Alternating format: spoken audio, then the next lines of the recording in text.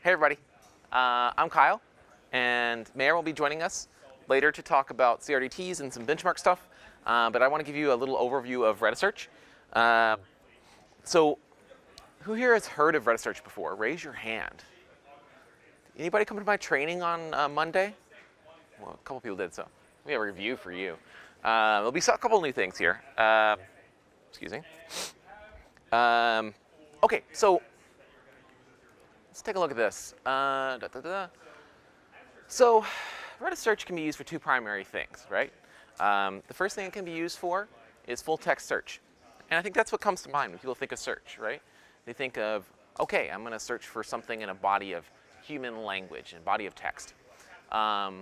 And it can be used for something else, though. As we developed RediSearch, we figured out that people were using it for something else. They're kind of using it for secondary indexing. So they had data stored somewhere else, and they were using it to provide richer interfaces for their existing data, maybe stored somewhere else in a way that wasn't indexable.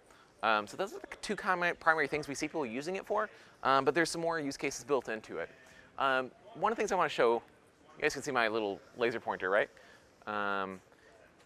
It can be used for search and aggregation, right? And in the middle of this, I have in this Venn diagram querying. The reason I put it like this is because they share the kind of same query language and they share the same data as well. So there's another functionality of RediSearch which I'll go over briefly today, which is Autocomplete. Autocomplete is, I think, really cool and not very used as much as some of these other features, but Autocomplete does kind of a type ahead. So if you're typing in a text box and you want to see what would come next, it can suggest it. Now, it is important to know that these circles are not connected here. That is very relevant. The difference here is that they're not connected because it uses an entirely separate set of data than the rest of this. So search and aggregation, you can search and aggregate over the same thing, but Autocomplete is entirely separate. So when you're doing this, you can use Autocomplete with some other, search solution or some database solution, or just searching through something that you have there. So keep that in mind when I talk about this. That if you put something in search, it's not necessarily going to be an Autocomplete, but you can put it there if you want. So when we look at it like this, it's a little bit different than what you usually have in Redis. There's kind of a life cycle of data in RediSearch.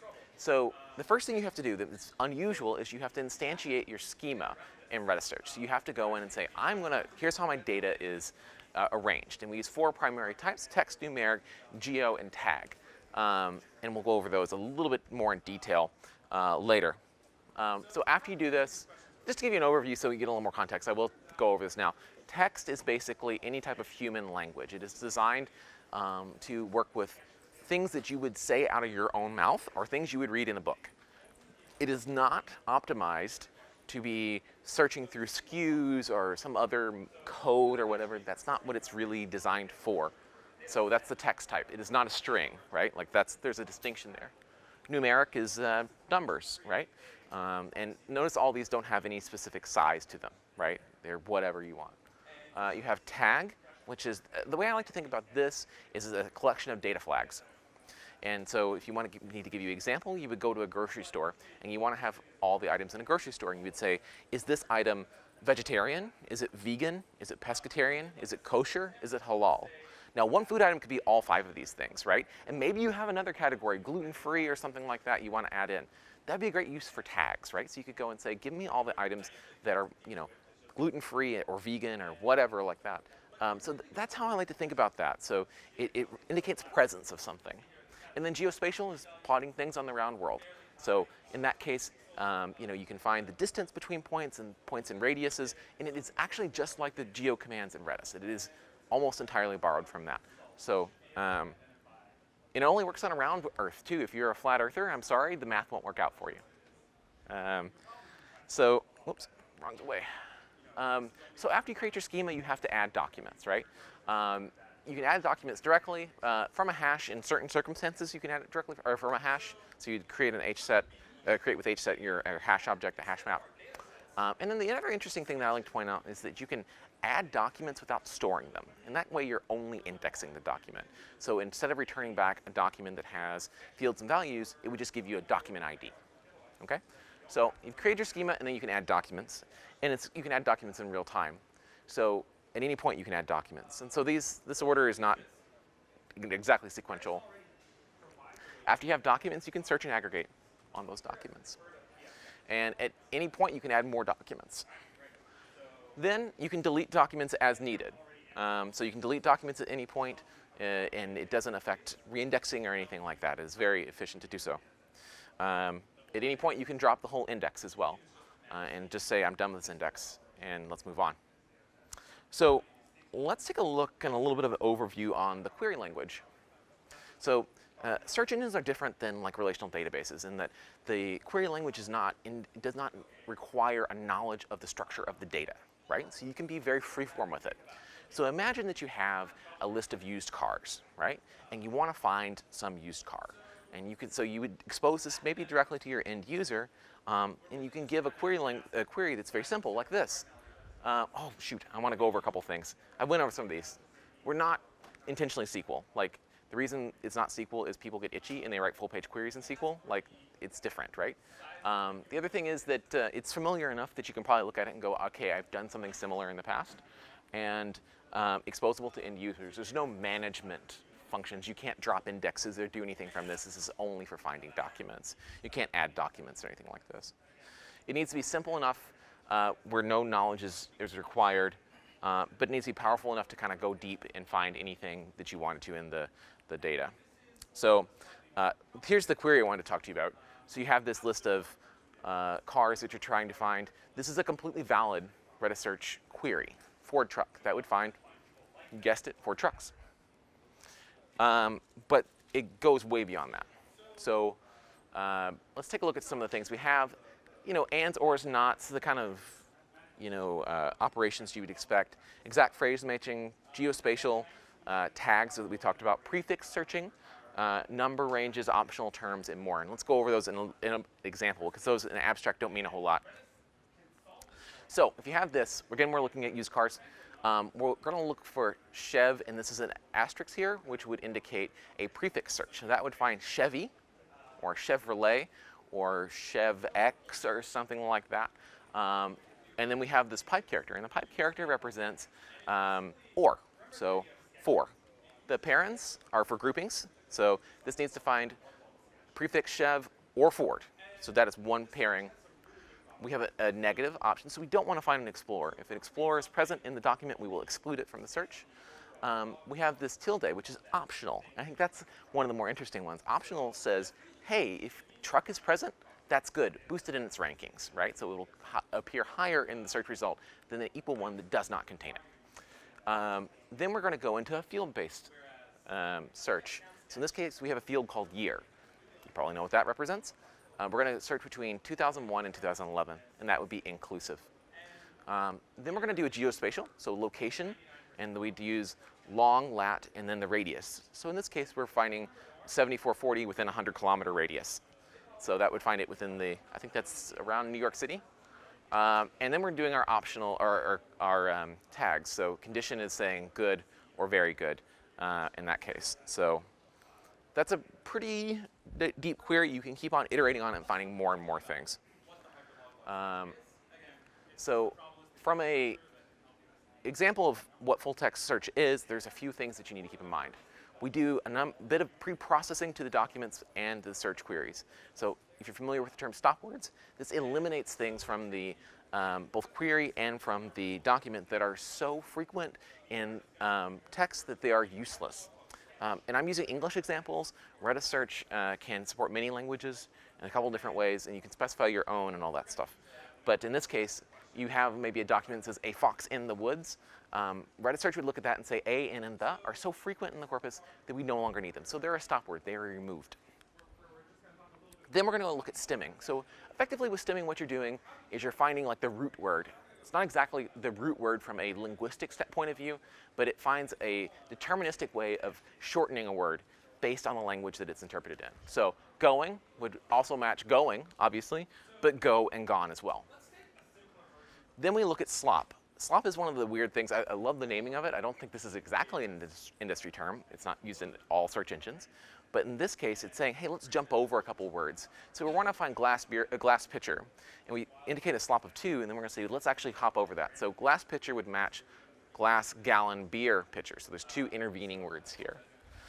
Then we'll look at with or without the content. So if you had all of Shakespeare's works and you search to be or not to be, do you want to return all of Hamlet? You probably don't. So in that case, we would just say, let's just get the ID, so that would be Hamlet. And then if you want to find more, maybe that's not enough, you want to see the passage in which that's in, there's two features we have, highlighting and summary. In this case, we would go say, okay, to be or not to be is our query, and then highlighting is going to put in some tags. These are HTML tags. You can specify it to be anything you want to, but we're using a B tag here, and it just surrounds the phrase or the matched phrase, so it's surrounding that. And notice that it's also skipping over any like comments or commas or punctuation, and it's getting kind of a fragment around it, and that's what we call our summarization feature. Some more things about full text search. Synonyms, you can specify synonyms, so you'd find, if you queried for Bob, you'd find Robert as an example. You specify your own, and before that you can take a look at it. Then we have spell check, and that will do a Levenshtein distance of 1. So if you went in and said an FXO in the woods, it would say, did you mean a fox in the woods? That sort of use case. And finally, phonetic search. Phonetic search is a really, things people get excited about, but I want to warn you, that's really dangerous.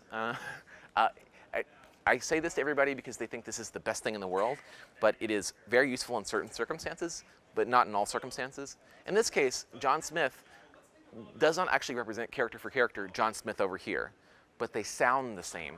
So it decomposes the words into a phonetic representation. That's great if all your documents are in the same language. If you have documents that are in multiple languages and you try to do phonetic search, everything goes crazy. I'll give you the example of a phonetic problem. I live in Canada, and if I type in Toronto, it will also match the city Trent. They don't look anything alike, but Toronto is a Native American term. It doesn't follow English language patterns, so it actually gets decomposed into Trent. It would be TRNT, I think, is what it decomposes into. So if you have something that's very consistent, it's great. If you're using stuff like place names, Milwaukee, Kentucky, these things don't actually follow English language words. So be careful with that, but it is useful in a lot of situations. So once you've found something, maybe you want to go and actually sort the values in the returned documents. So each field can have what's called a weight. This actually influences the importance of the fields in the document and where it is returned. So a higher weighted thing would be returned higher if there's a match for that. Then each document itself can have a score, and that represents overall quality of it. So if you have a document, it's represented between a 0 and a 1 number. So if you have, for example, a document with a score of 1, that's a very strong indication that it is a quality document. If it has a 0.01, it's a very low quality document, and it will influence how everything is ranked in its conditions. Then we have a few built-in scoring functions. By default, we use TF-IDF, term frequency inverse document frequency, which is a fascinating algorithm. I would suggest if you don't know much about it, take some reads on it. It's really nice. Take some time on a Saturday night and read about this algorithm. I did. I was surprised how clever it is. There's some variants here. We have docnorm, which normalizes the document scores, but it then does TF-IDF on it. Then BM25, which is another variant. There's Dismax if you're using Solr. That's what they use as default. It's a different ranking algorithm. And then you can look at raw doc score and Hamming distance, and we have this concept of binary payloads. I don't know anybody who uses this. I'd love to see a use case for it, but you can do other things too. And you can define your own scoring functions as well. So there's a lot of options here. So I want to go over aggregations. So not only can you find documents, you can also aggregate.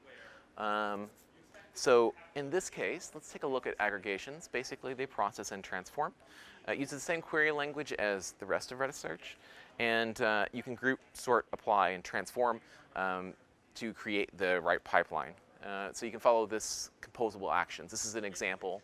I show this because it does apply a transformation twice, and you can do reductions as well. It'll make more sense later on as I go through an example. So in this, we'll look at all of our reducers. Some of these look pretty familiar. My favorite is count distinct-ish, which trades off some performance for accuracy. So it's a lot faster. It uses actually a probabilistic data structure internally. But you can see doing counts and the normal things. You can manipulate strings internally, so you can actually create an expression to do all sorts of things that you might be used to, and they have this little expression language. You can do arithmetic in the same way on numeric fields. And then we actually understand time, which is kind of the first place in Redis that understands time. It takes a Unix timestamp, and you can format it and get outputs out of it. So pretty interesting stuff. Then we have autocomplete. I do want to spend a couple minutes on that. Shoot, I don't have my example in here. I can probably bring it up for you. With autocomplete, I'll do this and then we'll go back to the example. I'll pull it up for you. So it's separate, like I just talked about before. It's based on a Redis try. It's real-time as you type completions. This is something I just pulled from Wikipedia. It just gives an example of a Redis try, but it's really illustrative of what happens. When you type something, it'll say, you start with something. It's basically a prefix, and then you go down, and the computational complexity of this tree is very low. So you can get really fast results back. It has a very, very simple API. You're going to do ft_switch_add, which means I'm going to add a suggestion in. So in that case, you would say, hey, I want to add a suggestion in. You typed Kyle and add that in as a suggestion. And then when someone types K later on, it would say it would return Kyle if it got K as that prefix. You can get a suggestion. That's how you get that prefix out of it. And then you can delete it. Now there's a cool thing you can do with this. You have the ability to actually go in and increment the suggestions, which actually is a really cool pattern. So you can create a self-improving autocomplete. So you take example of you're having autocomplete, and then when you define some sort of success metric, so somebody clicks on a link or something like that, you say at that point, that's successful. And then you would increment the score of it, and it would be more likely to be returned higher in the rankings. It's a little bit abstract of a concept. I would suggest you go, there's a webinar that I did a few months ago. Go to our website, redislabs.com, and go to past webinars. There's a really good webinar that I did, and it's a full 20 minutes on that pattern. So that's where the score comes into it. OK, I want to quickly bring something up. Apologies for switching, and then Meir will take over in just a moment. So I want to show you, I missed a slide here when I crafted this. So this is an aggregation example, and this is a very kind of end-to-end example of how aggregations work, but also we can show the query. So we're going to start here. ft_aggregate is the command. But if I was to change this to ft_search, this would be a completely valid search. So in this case, I'm looking for box area, which is numeric, with 300 and positive infinity, so 300 and above, right? So let's add some things to this. So that's going to return all of the boxes that have a total area of 300 or above. And that's just what I've stored in my document before. So I'm going to apply something here. So I'm going to go in and say, I have a shipment timestamp, right? Let's say that's a second precision timestamp instead of or a millisecond precision timestamp instead of a second precision. So I'm going to go and divide that by 1,000 and then apply the year filter. And I'm going to store that as shipment year, right? So in that case, you would be, you had some timestamp, it would then come out as 2019. Useful. I'm going to group that by shipment year. So I'm group by, and there's a pattern here that's common. What RediSearch uses is kind of this prefix notation. So this one means I have one argument coming related to this. So one thing. So grouping by shipment year. Then I'm going to reduce, and count has 0 arguments as shipment count. So that's going to say, in the shipment year, how many 2019s are there, right? I'm going to sort that by shipment count, and that has 2 arguments, shipment count, and that's in descending order. So in that case, I'm going to say, OK, 2019, 18, 17, so on and so forth. I'm going to limit it to just a few items. And then I'm going to apply a transformation that's kind of complicated here. So I'm taking the shipments. As you can see, I'm going to sub this in with kind of this Perl-like syntax. So I'm taking the floor of the shipment count, dividing it by 1,000. So I want to say like 10K shipments, right? That sort of thing. That's where this K plus comes from. So I'm just saying 10,000 or more shipments. And that's that. So you can see how you can create this whole pipeline of aggregations here. So at that point, I'm going to hand it over to Meir, and he's going to go over CRDTs and how they affect search and a benchmark as well. Great. OK, so we're going to switch laptops in just a moment. So, thank you, Kyle. My name is Meir, and I'm one of the maintainers of RediSearch. Mark is here with me. So Mark there. He's also one of the maintainers of RediSearch. Together, we are developing RediSearch, and today I want to talk to you about 2 things. One was to show you a RediSearch benchmark that we did recently. And the second is how RediSearch and CRDT can cooperate in order to achieve an active-active search engine. So let's get started. So as I said, we will start with some benchmark that we did recently. Then we will talk a little about CRDT and what CRDT are. And then we will talk how search and CRDT can cooperate, and we will see a cool demo of how it's working. So first we will start with benchmark. So recently we did a benchmark of RediSearch compared to Elasticsearch. And the first use case, we compare two things. The first thing we compare is building the index, how much time it takes us to build the index.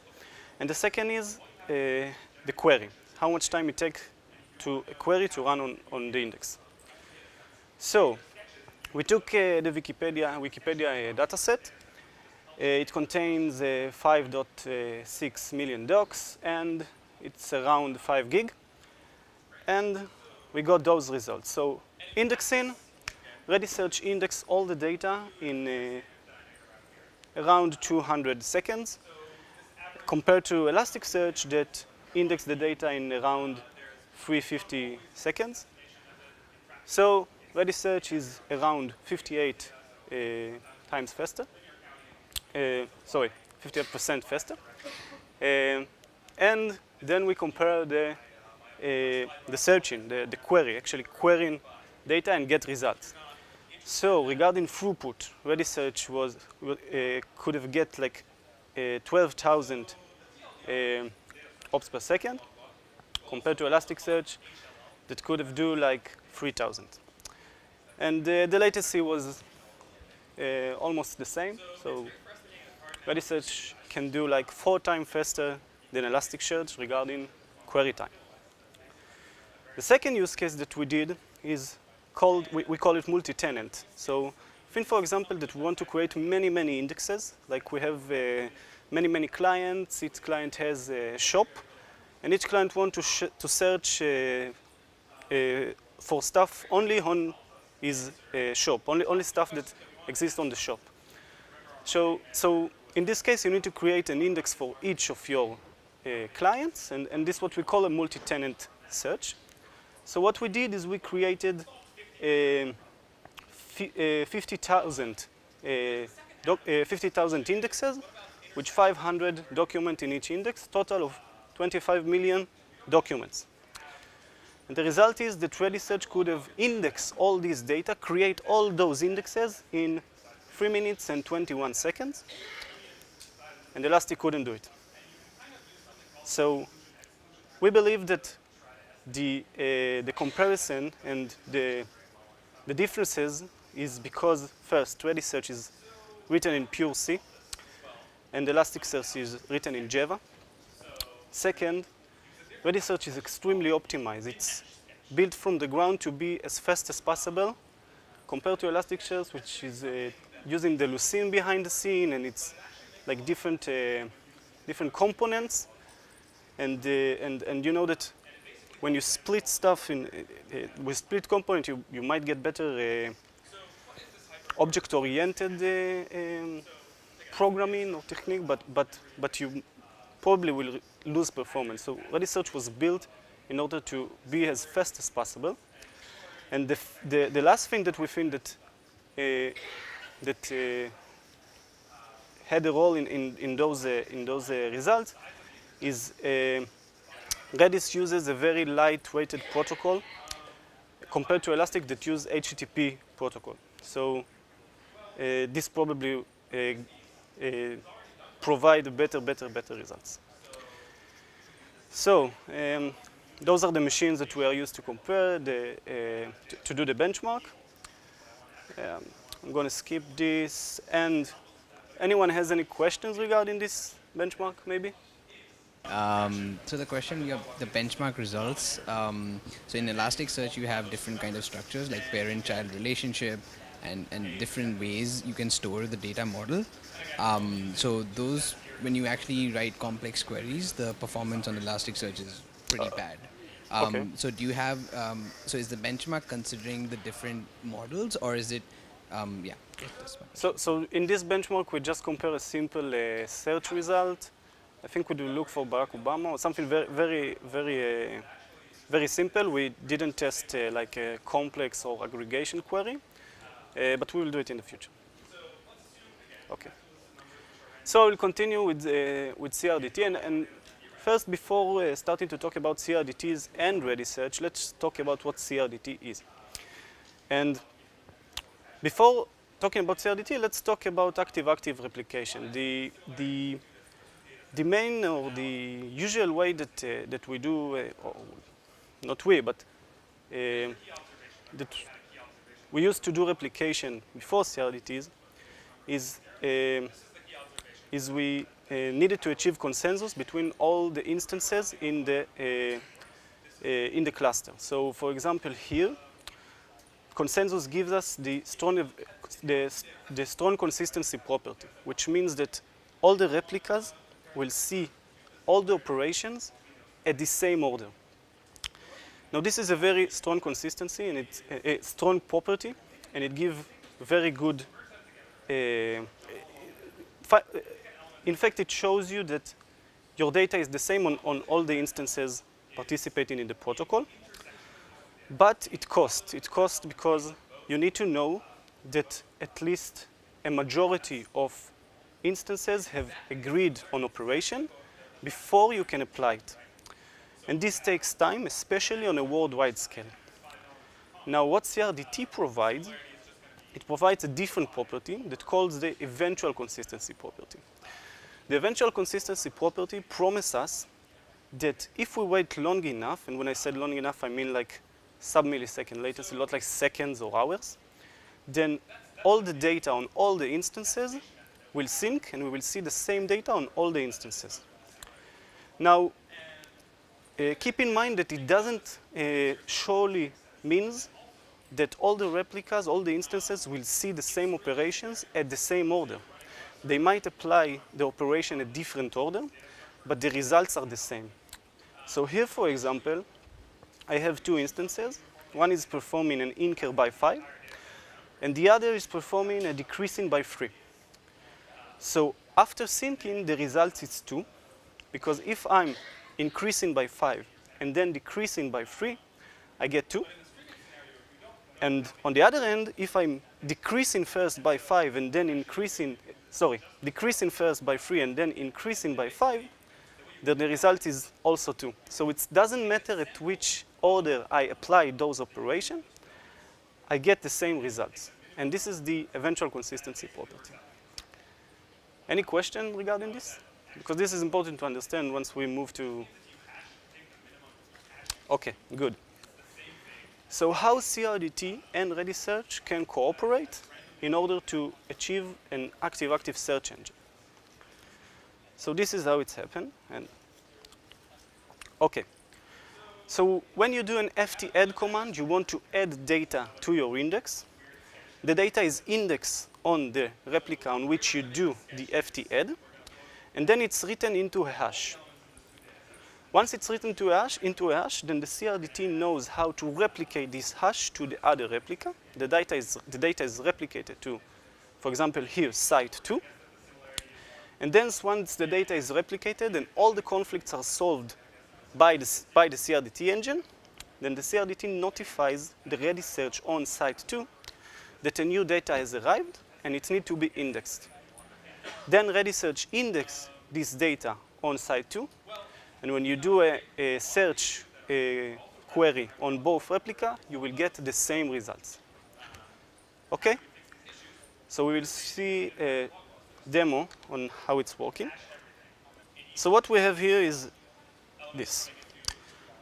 At the lower, we see the connection between replica 1 and replica 2. On the left side, we see replica 1. On the right side, we see replica 2. So let's start it. As I said, this will be replica 1, and this is replica 2. Now what we are going to do first is we are going to do an ft-add command on replica 1. We are going to add data on replica 1, and we are going to search for this data on replica 2. We are adding the on field test, we are adding the name Hannah. And let's do it. So we got an OK reply, and you can immediately see that the data was replicated from replica 1 to replica 2. And now, when we search for it, we will get Hannah on replica 2. Let's do it the other way around. Let's add data on replica 2 and search for it on replica 1. So we add Danny. We got an OK reply. We see that the value was replicated. And then when we search for it on replica 1, we find it. Let's now make it a little bit complicated. And instead of adding data, we will update an existing data. So what we are doing here, we are updating document 2. And we are changing the field test to Peter. So let's do it. We got an OK reply, and we see that Peter was replicated. So let's search for Peter on replica 2, and we see that we can find it. Now, the last thing that we are going to do is we are going to complicate it even more. We are going to update document 2 on the two replicas at the same time. And we are going to break the connection during the update. So we will actually cause a CRDT conflict. So let's stop the connection. OK. And now we are going to update. We are going to update replica 2 first with the value Michelle. And replica 1 second with the value of Jim. Now, if we search for Jim on replica 1, we will find it. And if we search for Michelle on replica 2, we will also find it. But they're not sync, right? Because the connection is broken. They cannot sync. So let's return the connection. And we can see immediately that the values was propagating between the replicas. And now, if we search on both replicas for Jim, we can find it. And this is how CRDT and search can work together and give you an active search engine. If you have any question, I'll be happy to answer. We have like 10 minutes, so go ahead. I have a question on CRDT in general. Yeah. In the other session, I saw that there was a check mark for casual consistency. Yeah. So, and when I read the documents about casual consistency, it says that it would add some memory overhead and performance overhead as well. Yeah. So I want to know what that is. So that's question number one. And question number two is the other session also was able to show that there was a separate process called the syncer, which is actually doing the syncing. Yes. So if I have to install a syncer, which is going to sit in between two active-active connections, then would it have any memory impact? Is it going to buffer up a lot of data before it's sending into? I will answer. Okay. Thank you. So regarding the first question about causal consistency, who knows here what causal consistency is? Whoever heard about it? Oh, not a lot of. Okay, so I'll try to explain it the easiest way that I can. I'll try. So what causal consistency is let's talk, for example, three instances. Like I am the first instance, you are the second, and you are the third. And let's assume that I am updating a value. Like let's say that I am updating a value of x to 4. Now I'm propagating the data, and now you are updating the same value, the same x, but you decide to update it only if you see that the value is 4. If you do not see that the value is 4, you do not change it. Let's assume you change it to 5. Now, your change is propagated to everyone, and it could be that this propagation, the second propagation, has arrived to replica 3, to instance 3, before he saw that I changed the value to 4. Now, this is an intermediate state, right, that cannot have occur in your application, because you do not expect to see 5 if you didn't see 4 before, right? So if your application is okay with it, then you don't need causal consistency. But if your application is not okay with it, and we can think of use cases where this is not okay, those intermediate states is not something that you can accept, then you need causal consistency. Now, causal consistency might increase memory usage, it might increase the network usage, but in case you need it, then there is no other way, you must use it. So this is what causal consistency is. I'm not sure that all the use cases will need causal consistency, but I do think of some use cases that you really need it. So this is why we decided to implement it, and this is why we also decided to make it optional. So you will be able to choose whether you want it or you don't want it. Now regarding the syncer, yes, the syncer is, when you use the CRDT, the syncer is automatically set up and sync from all the replicas. You don't have to worry about it. I mean, you as a user, it's all automatic and is all behind the scene. If you're asking regarding the memory usage of the syncer, it's not that significant. It's not something that you will probably feel. So I guess as a user, it's fine. You don't really need to worry about it. Hey, I had a question on the previous topic. So when you are creating indices on the search for the search engine, is the index local to a specific shard, or is it across different instances of your master slaves? So in the multi-tenant, yeah. Multi-tenant or either otherwise in general, like. Okay, so I will answer. In the multi-tenant case, the index was very small, like 500 docs each index. So there was no point of distributing it between the shards. But if your index is large, then we do support distributing it, and we do distribute it around the shard, because it's not make sense putting all the document in a single shard. It will just take too much memory. So we do distribute the index between the shards. Okay. And have you done any benchmarking on the performance compared to, say, Elasticsearch in those cases? What? Have you done any benchmarking for those scenarios? The first scenario in which we had only one index with many documents, then it was distributed between the shards. And yes. Is it? Okay. Okay.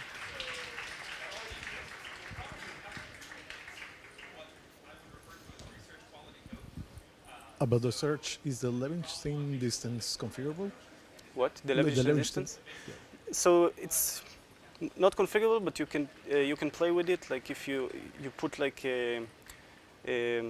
between two like percentage. Like if you put 2%, it will distance 1. If you put two on the both sides, then it will be Levenshtein distance on 2. And we also support Levenshtein distance of 3, but not more than that. Okay. Up to 3.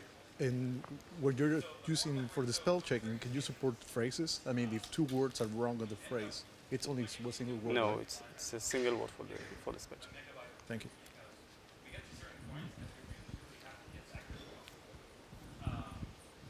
Hi. In the example of CRDT, you added 5 and reduced 3, which is kind of idempotent. But what if you add 5 and multiply by 3? Do you support those kind of conflict resolutions? So there is no command for multiply in Redis, but you might ask what happens if I add 3 and then set another value. So you should have come to the previous lecture about CRDT, and I would have answered all of your questions there. If you want to talk about personal, because it's like a long answer, and maybe some of you already heard those answers. So basically, it's conflict resolving. So each data type solves the conflict differently. If you want to know a specific how we handle conflicts in a specific data type, then we can talk personally, and I will explain to you. Okay.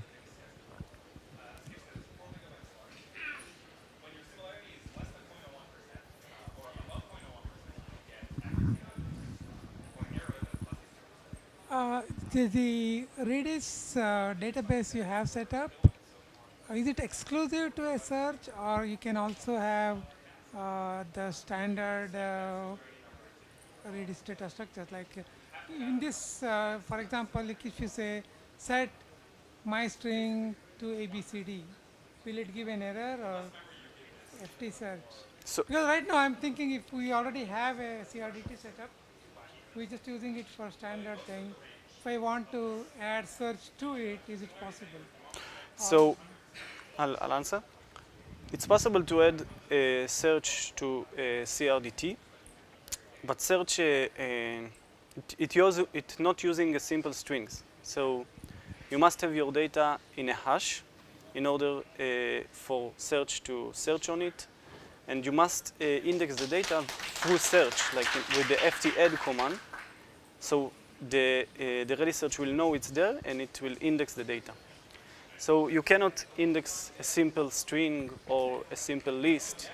The data type that we support and provide is hashes. Is this answer your question? No, I understand that, but right now the database is already being used for Oh. a set of data. So I want to put it as a search as an additional thing on the same database. So you have a database of CRDT. CRDT database we already have. It's used for example, a session cache. Yeah. Right? So We're you will. not using that much of a data. Is it like? So you probably need to upgrade to. I mean, I'm not sure. You have an enterprise. Yeah, we have. It's So- Redis so- Lab. so Redis you- Labs. Yeah. So Yeah. you will need to upgrade to the latest. So only It's on the already- latest we support those combination of modules together, like So- CRDT and so- such. And So it's already 5.4 Redis Labs. no, it's not. It's not.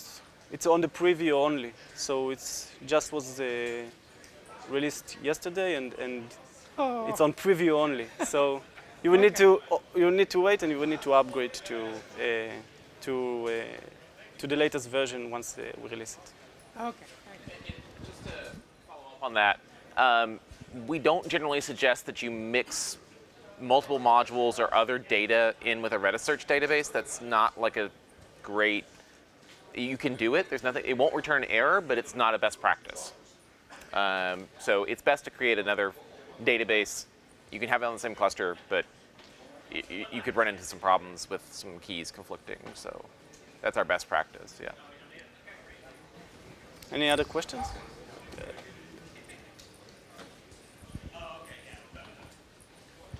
So my question is the RediSearch multi-threaded when it's doing the search in the data structure? Can you repeat?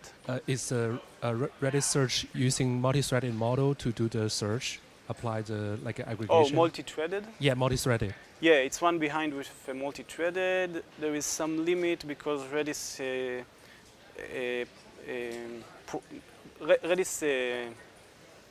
Redis do not provide one read the data set in parallel thread. Currently, it's you need to acquire a global lock, but there is some stuff that we can parallelize, and we are parallelizing them, like the tokenization of the data and stuff like that. So we parallelize as much as we can, and we hope that in the future we might be able to parallelize even more. So the aggregation part is not running in parallel. So the aggregation part on a single shard is not parallel, but multi-shards do run in parallel. Okay. Thank you. Any other questions? No. Thank you.